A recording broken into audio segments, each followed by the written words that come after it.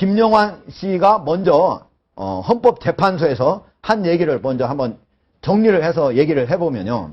1990년대 그러니까 95년에 지방선거가 있었고 96년에 총선이 있지 않습니까? 네. 그때 바로 북한의 김일성으로부터 40만 달러를 받았는데 그 돈 일부를 줬다. 그래서 지방선거 때는 500만 원, 그 다음에 총선 때는 1000만 원을 줬다. 이런 얘기거든요.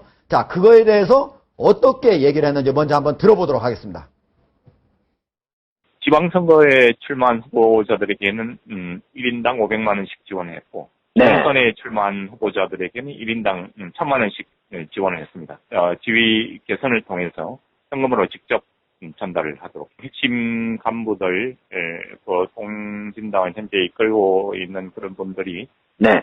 TV 토론이라든지 아니면 공개 세미나라든지 아니면 사적인 모임에서 보여준 태도를 종합적으로 볼 때 명확한 것은 북한의 수령제에 대한 그리고 북한의 3대 세습에 대한 북한의 네. 정치범정서에 대한 어떠한 회피적인 그런 태도를 일관적으로 보여주고 있어요. 제가 법을 전공해서 알지만 전혀 법 명예훼손이 성립이 안 되는 것으로 생각하는데 제가 이것을 처음 얘기하는 것이 아니고 예. 15년 전인 99년에 제가 검찰 조사받을 때 다 진술한 내용입니다. 제가 15년 전에 무슨 억하심정이 있어, 김미, 이상규 이런 사람들을 명예훼손할 그런 필요가 전혀 없어요. 15년 전에 제가 했던 진술을 어제 다시 한번 했던 것뿐입니다.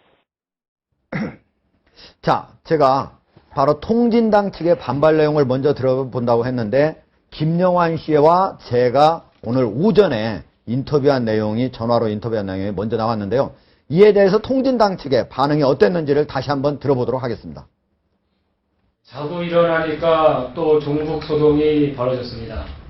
박근혜 대통령에게 당신 떨어뜨려 나왔다라고 하는 말 한마디에 통합진보당 그리고 통합진보당 소속 의원들은 계속 종북 소동의 온갖 곤욕을 다 치르고 있습니다.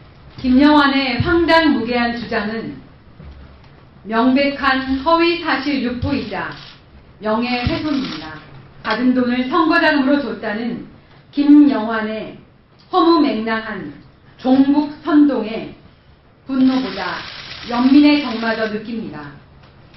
김 씨는 본인의 새빨간 거짓말에 응분의 대가를 치러야 할 것입니다.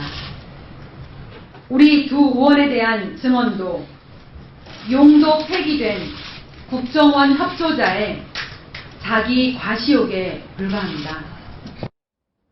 자, 배병우 대표님. 예. 두 사람의 그 주장 어떻게 보셨습니까?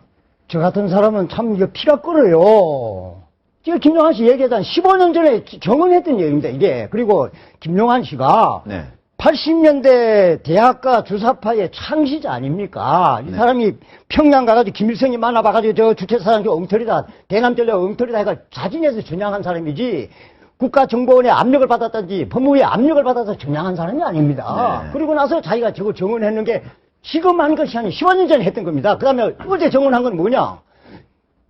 헌법재판소가 심판하고 있는 통진당에 대한 정당 해산 심판 청구에 정인으로 나와가지고 내가 15년 전에 정언을 했는데 정언의 요지는 이렇습니다. 민혁당을 내가 창당한 사람이요. 내가 창당 들어서 그 당시에 지금 이름 오른 사람들은 내 밑에 있던 부하 직원들이었고 하부 조직원들이었어. 네. 내가 김승희한테 받은 돈을 내 하부 조직을 통해서 500만, 지방선거 500만 원 주고 총선에 1000만 원 줬어. 그 하영옥이가 전달했어.